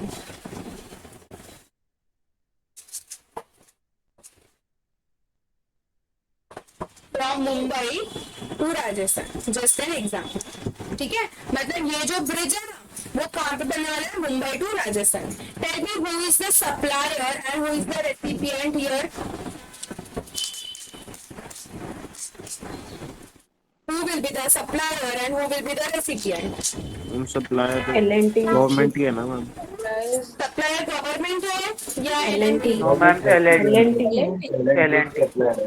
L&T L&T is going to be the supplier because who is going to give this construction service? L&T is going to give the construction L&T. service. So supplier is L&T and recipient is government. government Government. तो ये जो bridge बांधने वाले हैं, मतलब this is immovable property. yes bridge जो है Yes. वो इमूवेबल प्रॉपर्टी है, बराबर. तो what is the provision in relation to immovable property? What is the provision in relation to immovable property? दोनों भी केस में, गुड्स के भी केस में, सर्विस के भी केस में. क्या है इमूवेबल प्रॉपर्टी का? location of Location of such immovable property is located in India. Located in India और इंटेंडेड. यहाँ पे तो मुंबई से राजस्थान में ब्रिज बन रहा है, मतलब प्रॉपर्टी इज इन इंडिया, बराबर. So location of that immovable property. Now tell me what will be the location, what will be the place of supply. Place of supply is location of the immovable property.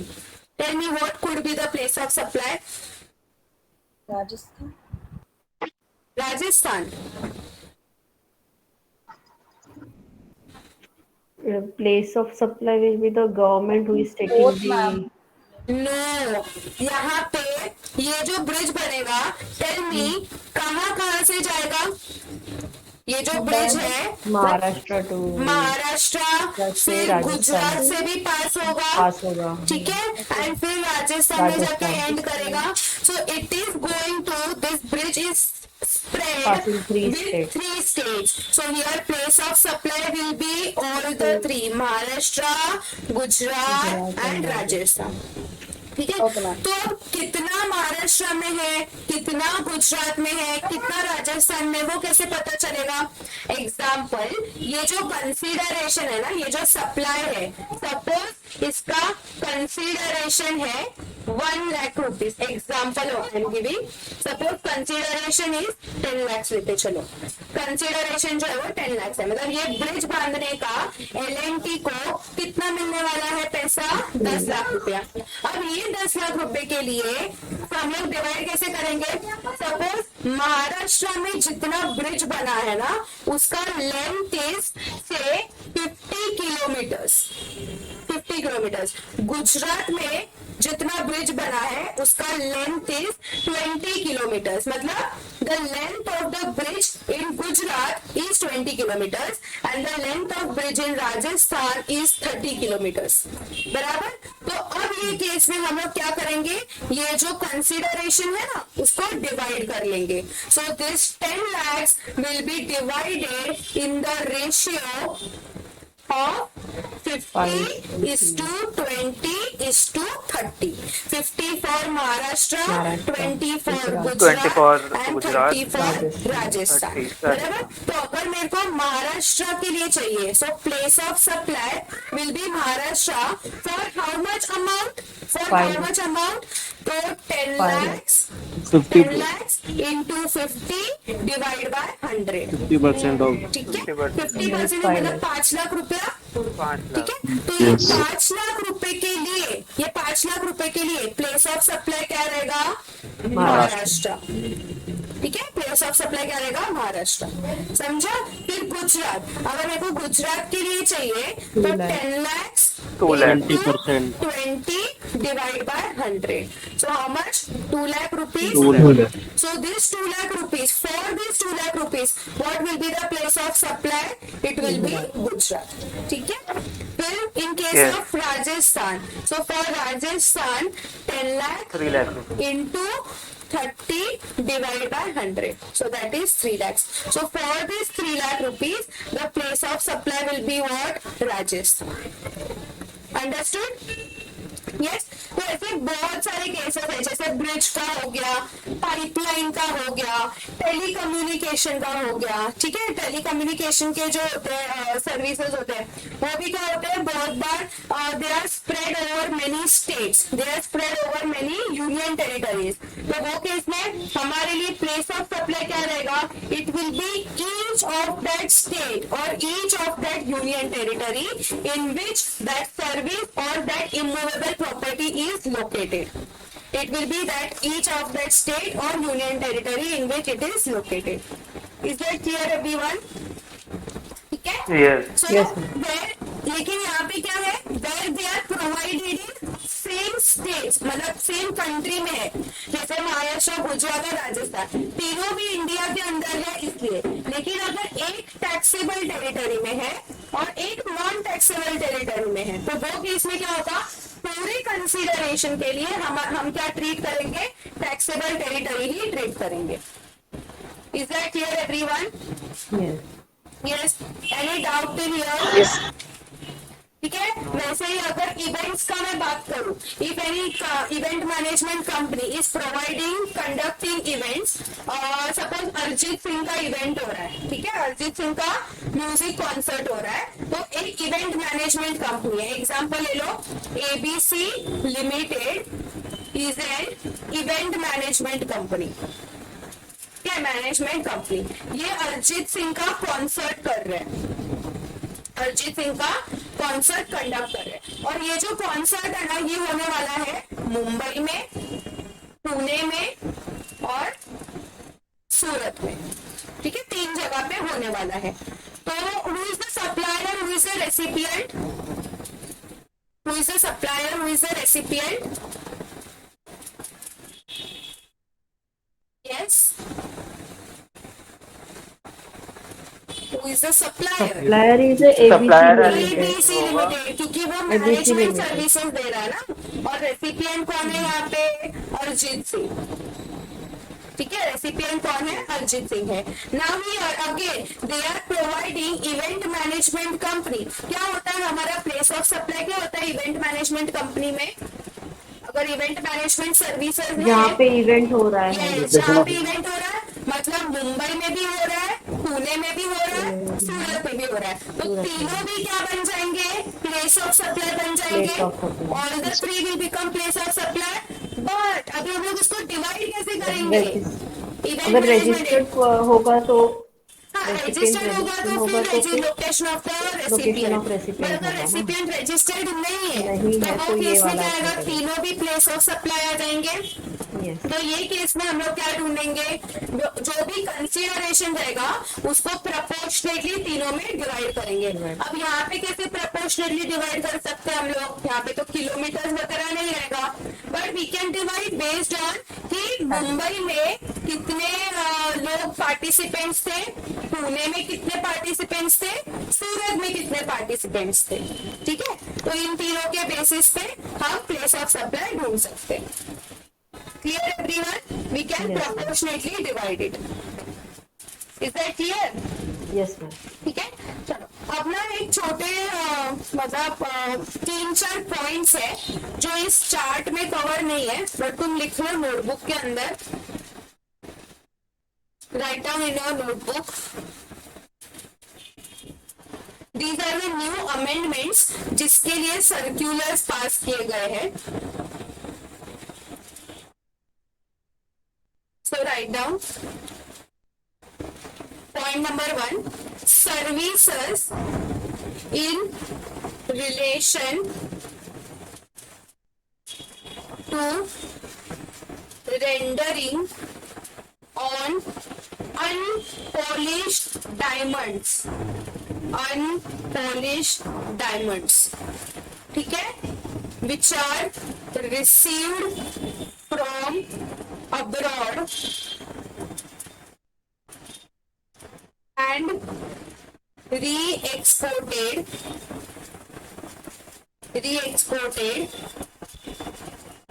after cutting, polishing, etc. After cutting, polishing etcetera, ठीक है।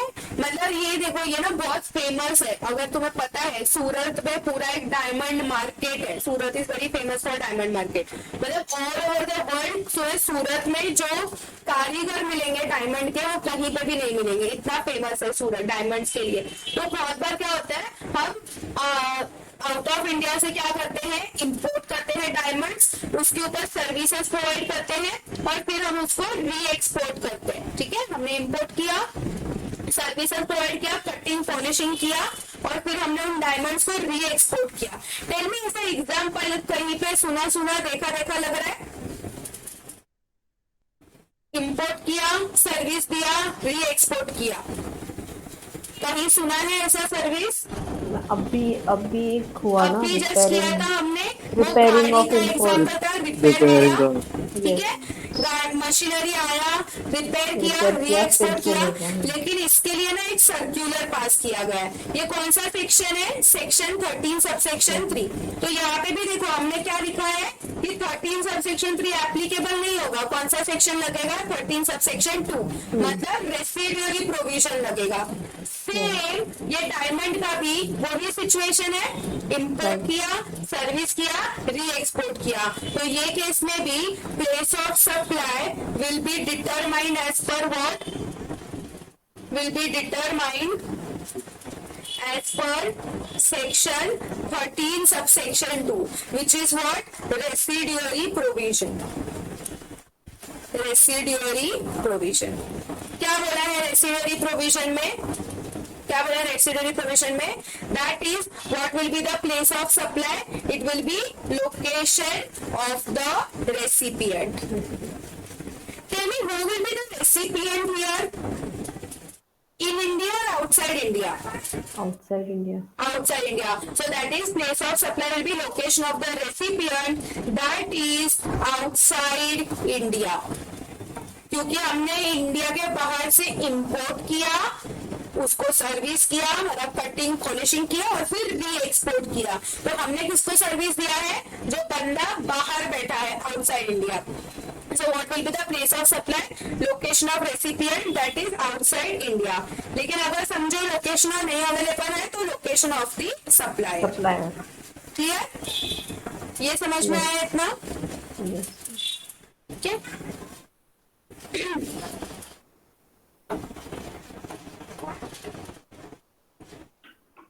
लिख लो इतना।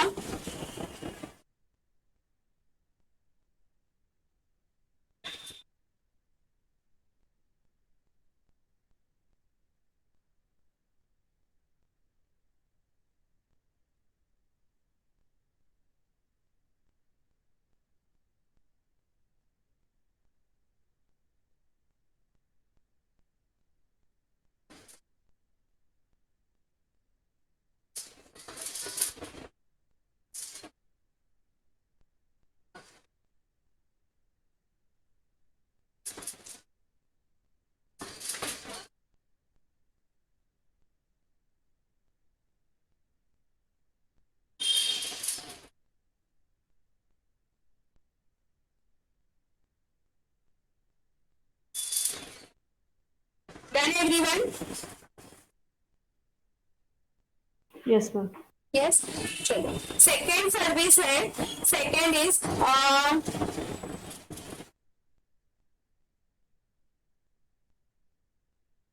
Intermediary वाला हो गया. वो multiple states वाला भी मैंने बता दिया. Place of such each state लिखी लो एक बार. If services are supplied in multiple states or union territories, then in that case place of supply will be each of such state or union territory. और कैसे divide करोगे? and value shall be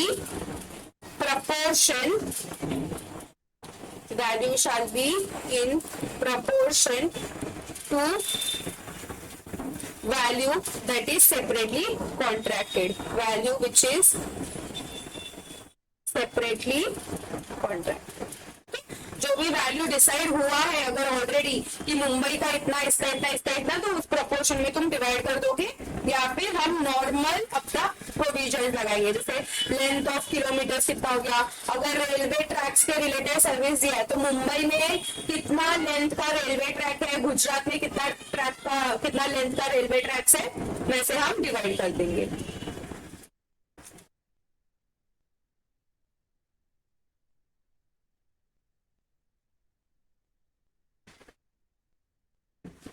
ठीक है. फिर एक है pharmaceutical के रिलेटेड. Third one is in case of R&D services, research and development services with relating to pharmaceutical companies.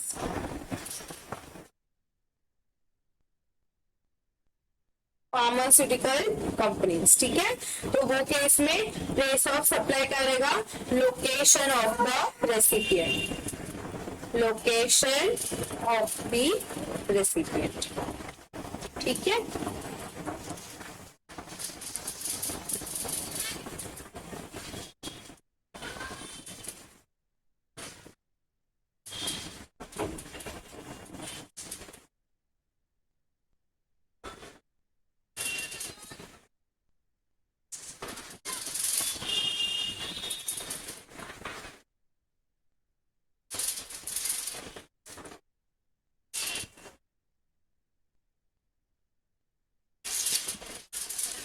Done writing everyone? Yes, ma'am. Is anyone writing? Yes, ma'am.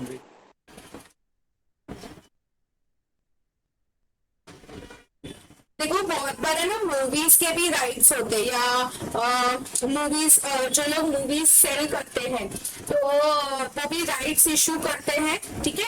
और हर movie हर state में नहीं दिखाया जाता है. Right. So if you want to display the movie in your state then you have to purchase the rights. तो वहां पे भी यही पॉइंट आता है कि अगर आपने राइट्स परचेज किया और आप उस मूवी को 3-4 अलग अलग स्टेट्स में या 3-4 अलग अलग यूनियन टेरिटरीज में बता रहे हैं तो वहां पे भी प्रोपोर्शनेटली हमें डिवाइड करना पड़ेगा.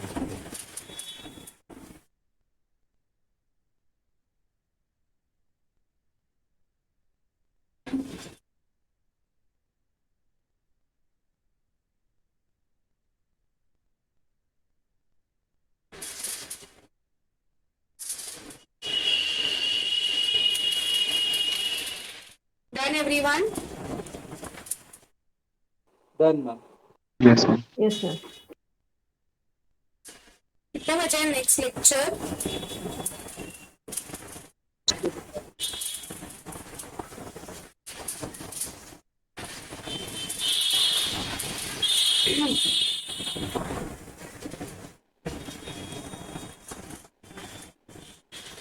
तो ये सब हमने डिस्कस किया है. क्विकली रिवाइज कर लेते हैं. यही नेचर ऑफ सप्लाई क्या रहेगा, सेम स्टेट या same union territory, so this will be the inter state supply.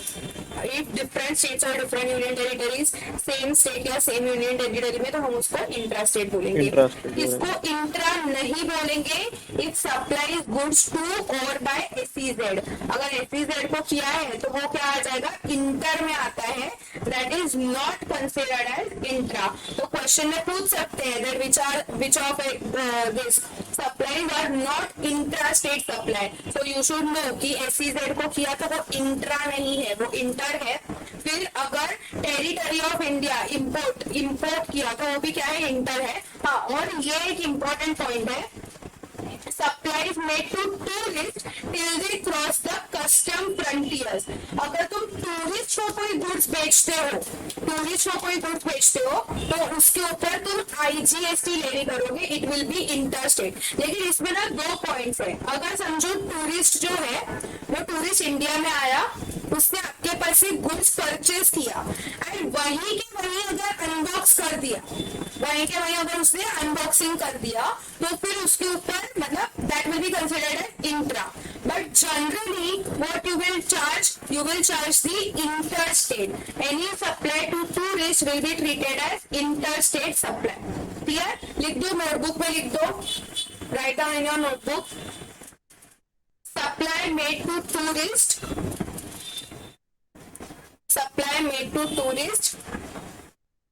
will be treated as interstate supply।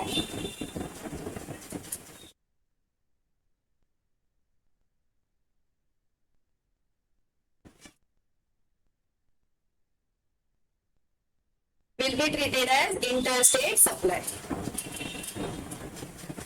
ठीक है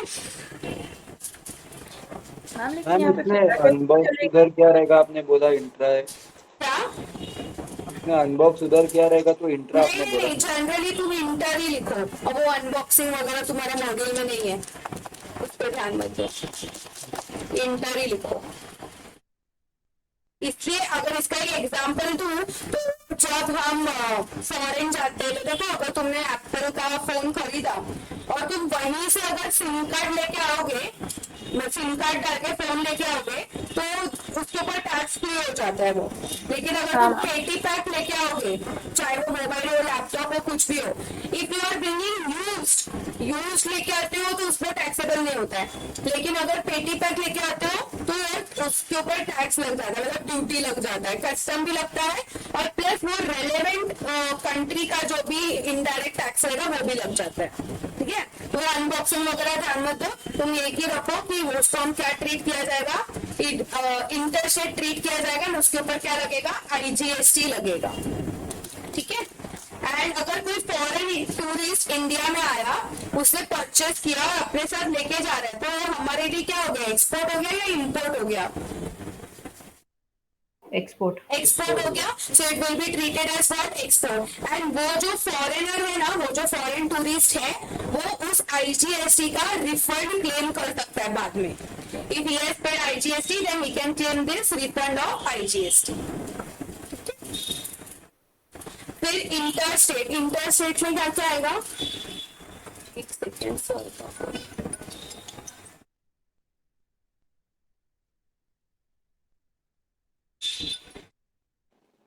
हेलो, हाँ सर, एक्चुअली लाइट नहीं आया था ना 5:30 बजे तक, इससे कॉल किया था, बट एग्जैक्ट 5:20 को ही लाइट आया। हाँ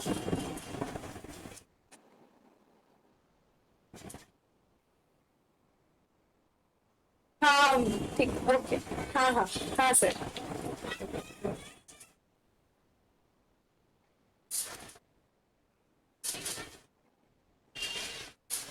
नेक्स्ट है इंटरस्टेट सप्लाई। तो इंटरस्टेट सप्लाई में क्या क्या आएगा, अगर कोई DTA से SEZ SEZ में, DTA मतलब क्या, other than SEZ, other than SEZ जो एरिया होता है उसको हम लोग DTA बोलते हैं। DTA means what, domestic territory area. Domestic territory. ठीक है, तो अगर कोई DTA टू SEZ है या SEZ डेवलपर है कोई करता है, फ्रॉम DTA टू SEZ या SEZ टू DTA इम्पोर्ट हो गया, तो ये सारी चीज हमने डिस्कस की है एग्जाम्पल के साथ, तो तुम रेफर कर लेना। फिर हाँ ये भी एक है, अगर supply is made to territorial waters, अगर सप्लाई कहाँ पे किया जाता है, टेरिटोरियल वाटर्स में। जैसे अगर तुम्हें पता है रिलायंस का वो प्लांट है पानी के बीच में, रिलायंस का ऑयल एक्सट्रैक्शन का प्लांट है पानी के बीच में, बराबर। तो अगर कोई पर्सन सप्लाई करता है उस रिलायंस के प्लांट को, बराबर, तो प्लांट तो कहाँ पे लोकेटेड है, पानी के बीच पानी में, पर अब वो पानी का तो नाम नहीं है ना, it is just for as territorial waters. तो वो केस में प्लेस ऑफ सप्लाई क्या रहेगा, it will be the nearest coastal state और यूनियन टेरिटरी, जो भी उस पानी के नियरेस्ट कोस्टल रहेगा। अब रिलायंस का जो है प्लांट है उसका नियरेस्ट कोस्टल पोर्ट क्या है, मुंबई इज द नियरेस्ट, उसका रिलायंस का जो प्लांट है। वैसे ही अगर विशाखापट्टनम में कोई प्लांट है एंड वहां पे अगर कोई सर्विस देता है तो प्लेस ऑफ सप्लाई क्या हो जाएगा वो केस में, Visakhapatnam will be the place of supply. Okay, so if any service is provided और if anyone is providing service, या तो टेरिटोरियल वाटर्स में तुम्हारा सप्लायर लोकेटेड है या रेसिपिएंट लोकेटेड है, तो प्लेस ऑफ सप्लाई क्या हो जाएगा, it will be the nearest coastal state और यूनियन टेरिटरी। उस टेरिटोरियल वाटर से जो भी नियरेस्ट कोस्टल स्टेट या यूनियन टेरिटरी रहेगा, that will be the place of supply, मतलब that will be the location, चाहे वो सप्लायर का हो या रेसिपिएंट का हो। ठीक है, फिर प्लेस ऑफ सप्लाई हम लोग ने किया था, गुड्स का किया, सर्विसेज का किया।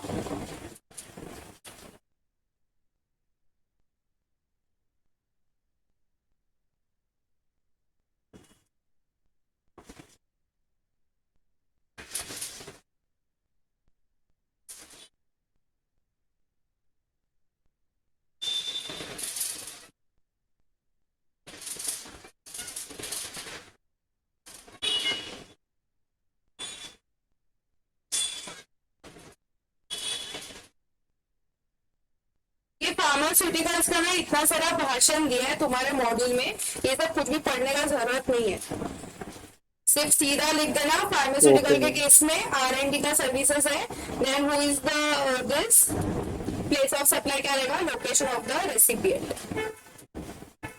ठीक है, फिर अगर कुछ सर्विसेज है एयरक्राफ्ट या एयरक्राफ्ट इंजिन से रिलेटेड, यहाँ पे भी place of supply will be location of the recipient, location of the recipient.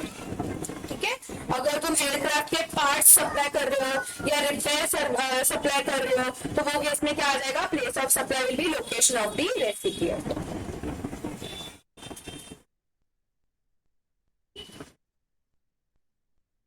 बस और तो कुछ नहीं है major. Okay, so here we have covered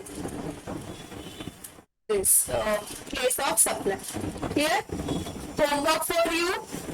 Revise all the provisions of place of supply and come. You have enough of time. कल 5:30 बजे lecture है, ठीक है, अच्छे से पढ़ के आना। एटलीस्ट सिर्फ 1 घंटा लगेगा ये पढ़ने के लिए, याद करने के लिए, मैक्सिमम 1 आवर मैक्सिमम। अगर सीरियसली बैठोगे फोन को दूसरे रूम में रख के बैठोगे, it will take only 1 hour to cover all the concept, read all the concept, study and come, so that कल हम लोग MCQ सॉल्व करेंगे तो तुम्हें रिलेट कर पाओगे, नहीं तो फिर वही पैराग्राफ आंसर लिखेंगे बाद में। Okay ma'am. ठीक है, ईशान अवस्थी के जैसा देखते रहोगे इधर उधर। ठीक है, चलो we stop for the day, we will continue tomorrow. I will upload both the lectures, कल का भी और आज का भी। Bye everyone. Bye bye ma'am. Ma'am. Bye. Bye.